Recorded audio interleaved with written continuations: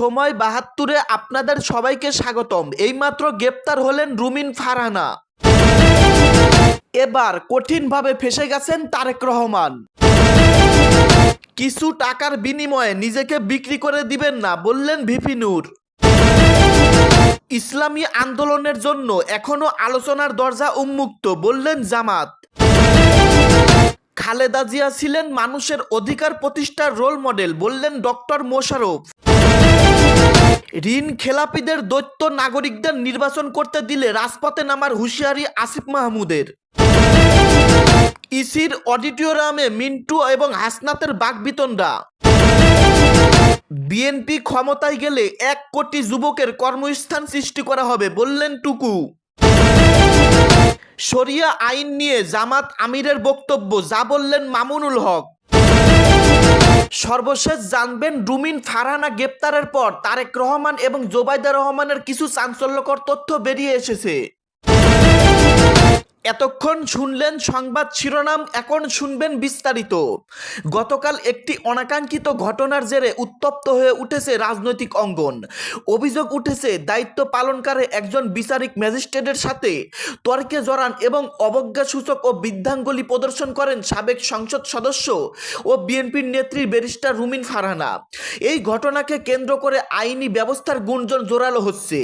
একটি সূত্র বলছে যে কোনো মুহূর্তে গ্রেপ্তার হতে পারেন তিনি। বিস্তারিত আজকের এই ভিডিওতে আপনারা জানতে পারবেন।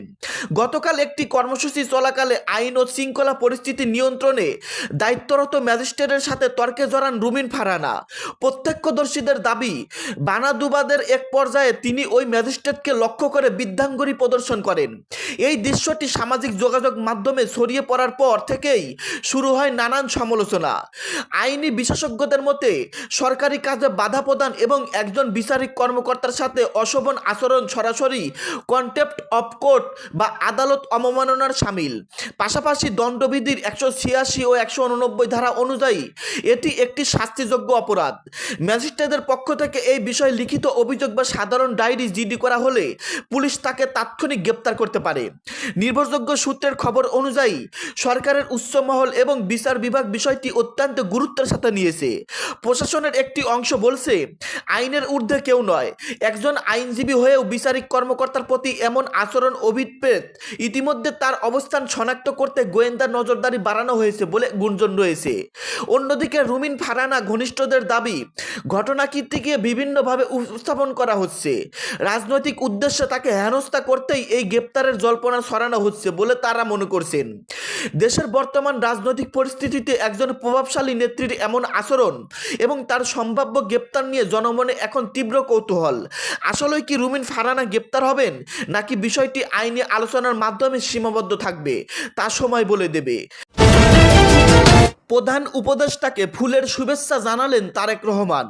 প্রধান উপদেষ্টা অধ্যাপক মোহাম্মদ ইউনূসকে ফুলের তোড়া পাঠিয়ে শুভেচ্ছা জানিয়েছেন বিএনপি চেয়ারম্যান তারেক রহমান।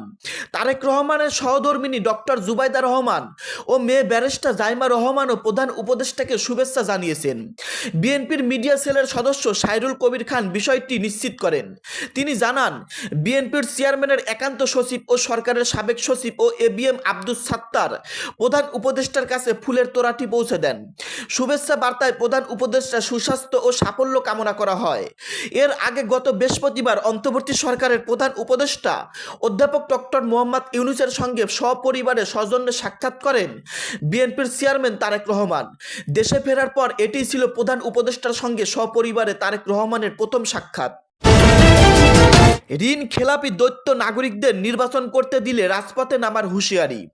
ঋণ খেলাপি ও দৈত্য নাগরিকদের কোনোভাবে নির্বাচন অংশগ্রহণের সুযোগ দেওয়া হবে না বলে ঘোষণা দিয়েছেন জাতীয় নাগরিক কমিটির এনসিপি নির্বাচন পরিচালনার কমিটির চেয়ারম্যান আসিফ মাহমুদ সজীব ভুঁইয়া। এ সময় আসিফ মাহমুদ বলেন, নির্বাচন কমিশনে পেশাশক্তি প্রদর্শনী চলছে। শুনানিতে অংশ নিতে একজন শত শত লোক নিয়ে যাচ্ছে। কেউ কেউ আইনজীবীদের মহড়াও দিচ্ছে। বিএনপি নিজেদের গণতন্ত্রের ধারক ধারক বাহক গণতন্ত্রের পাওনিদারও দাবি করে একদিকে, আবার অন্যদিকে সমর্থিত প্রার্থীদেরই গণতন্ত্র বিরোধী কার্যক্রম করে যাচ্ছে। তিনি আরও বলেন, যারা আগে সুযোগ পেয়ে এদেশের সম্পদ লুট করে বিদেশে পাড়ি দিয়েছেন, সম্পদ গড়েছে, তারা এখন আবার দেশে এসে দ্বৈত নাগরিক হওয়া সত্ত্বেও জনপ্রতিনিধি হওয়ার পায়তারা করছেন। আমরা কোনোভাবেই এ সকল দ্বৈত নাগরিকদের নির্বাচনে অংশগ্রহণ করতে দেব না। ঋণ খেলাপি ও দ্বৈত নাগরিকের কেউ নির্বাচন করার সুযোগ পেলে আইনি লড়াইয়ের পাশাপাশি রাজপথে নামার হুঁশিয়ারিও দিয়েছেন আসিফ মাহমুদ সজীব ভুঁইয়া। সবশেষে বলেন, এই নির্বাচন কমিশনকে কোনোভাবেই একটি দায়সারা নির্বাচন করার সুযোগ দেব না। ইসির অডিটোরিয়ামে মিন্টু হাসনাতের বাকবিতণ্ডা। দ্বৈত নাগরিকত্ব নিয়ে শুনানির সময় ফেনী ৩ আসনের বিএনপির প্রার্থী আব্দুল আউয়াল মিন্টু ও কুমিল্লা ৪ আসনের এনসিপির প্রার্থী হাসনাত আবদুল্লার মধ্যে বাকবিতণ্ডা হয়েছে। আইনজীবীদের ব্যাখ্যা শেষে কমিশন দুপুরে আধা ঘন্টার জন্য শুনানি মুলতবি করলে কমিশন কক্ষ ত্যাগের পর আইনজীবীদের মধ্যে বানানুবাদ শুরু হয়। বিএনপির প্রার্থী আব্দুল আউয়াল মিন্টু এ সময় বিরোধী পক্ষের উদ্দেশ্যে ক্ষোভ প্রকাশ করেন। অন্য শুনানির জন্য উপস্থিতি এনসিপির প্রার্থী হাসনাত আবদুল্লাহ আপত্তি জানালে অডিটোরিয়ামে দুজনের মধ্যে বাকবিতণ্ডা শুরু হয়। আইনশৃঙ্খলা বাহিনী পরিস্থিতি নিয়ন্ত্রণে আনেন। বিরতির পর শুনানি শুরু হলে হাসনাত আবদুল্লাহ কমিশনের কাছে অভিযোগ তুলে বলেন, বিএনপির প্রার্থী মিন্টু অশ্রব্য ভাষায় গালাগাল করেছেন, ব্লাডি সিটিজেন বলে গালাগালি করেছেন এবং বল প্রয়োগেরও চেষ্টা করেন। এ সময় তিনি ইসির কাছে রুলিং দাবি করেন। পরে গণমাধ্যম কর্মীদের হাসনাত আবদুল্লাহ বলেন, তার মতো বিদেশি টাকা পাচারকারী এলিট্রিবিট আওয়ামী লীগের সঙ্গে আতাত করে নিজেদের ব্যবসা ঠিক রাখে। রক্তের উপর দাঁড়িয়ে যারা ব্যবসা করেন, সেফ এক্সিট নেন, তাদের ২৪ পরবর্তী বাংলাদেশে দেখতে চায় না। হাসনাত বলেন, যারা এলডিসি সম দেখতে তারা আসে, তারা রাজনৈতিক এলডিসি সম বাসায় রেখে তারপর যেন বের হন। আপনি ব্লাডি সিটিজেন বলবেন, আপনার তাদের কাছেই ভোট চাইবেন, সেটি হবে না। ইসির দেওয়া নিরাপত্তার ব্যাপারে প্রশ্ন তুলেন তিনি বলেন, স্বয়ং ইসির সামনে যেভাবে মানুষকে প্রহার করা হচ্ছে তা অগ্রহণযোগ্য। অন্য প্রার্থীদের নিরাপত্তা ইসি কিভাবে নিশ্চিত করবে? ইসি হাদির ঘটনাকে বিচ্ছিন্ন ঘটনা বলার চেষ্টা করছেন। আগে ঢাবিতে দেখতাম প্রক্টরের কাছে নির্যাতনের অভিযোগ নিয়ে গেলে লিখিত দিতে বলতো, এখন ইসির রেসপন্স সেরকম মনে হয়েছে। ইসলামী আন্দোলনের জন্য এখনও আলোচনার দরজা উন্মুক্ত বললেন জামাত। ইসলামী আন্দোলন বাংলাদেশ জামাত ইসলামী নেতৃত্বাধীন জোটে না থাকার স্পষ্ট ঘোষণা দিলেও এখনও তাদের জন্য আলোচনার দরজা উন্মুক্ত বলে জানিয়েছেন জামাত ইসলামের সহকারী সেক্রেটারি জেনারেল এহসানুল মাহবুব জুবায়ের। ইসলামী আন্দোলন বাংলাদেশের এখনও জোটে যুক্ত হওয়ার সুযোগ আছে কিনা জানতে চাইলে এহসানুল মাহবুব জুবায়ের বলেন, আমরা সবসময় বলেছি আমাদের দরজা সবার জন্য উন্মুক্ত, এখনও আমাদের সেই একই বার্তা রয়েছে।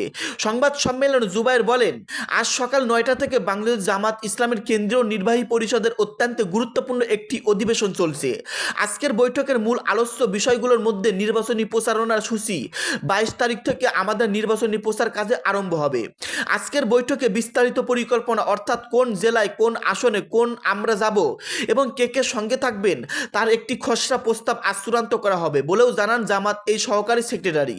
আজকের বৈঠকে জামাতের ইশতেহারের চূড়ান্ত হবে বলে জানান তিনি। বলেন, নির্বাচনী কার্যক্রম শুরু হওয়ার পর সুবিধাজনক সময়ে সংবাদ সম্মেলনের মাধ্যমে আমরা এটি জাতির কাছে উপস্থাপন করব। এহসানুল মাহবুব জুবায়ের আরও বলেন, একটি রাষ্ট্র পরিচালনার জন্য গুরুত্বপূর্ণ বিভিন্ন বিষয়ে আমাদের বিশেষজ্ঞ টিম বেশ কিছু পলিসি পেপার তৈরি করেছেন। জনগণের ভোটে যদি আমরা রাষ্ট্র পরিচালনার দায়িত্ব পাই তবে আমাদের কর্মপন্থী কী হবে তা এখনও বিস্তারিত থাকছে। বিশেষজ্ঞদের কমিটির সদস্যরা আজ সেগুলো পেশ করছেন এবং আজকের বৈঠকে তা চূড়ান্ত হবে। পরবর্তী সময়ে এগুলো আমাদের ওয়েবসাইটেও পাওয়া যাবে। দর্শক, এতক্ষণ শুনতে পারলেন গুরুত্বপূর্ণ আলোচনা। ভিডিওটি শেষ করার আগে ছোট্ট একটি রিকোয়েস্ট, সময় ৭২ ইউটিউব চ্যানেলটাকে সাবস্ক্রাইব করে সঙ্গেই থাকবেন। ধন্যবাদ।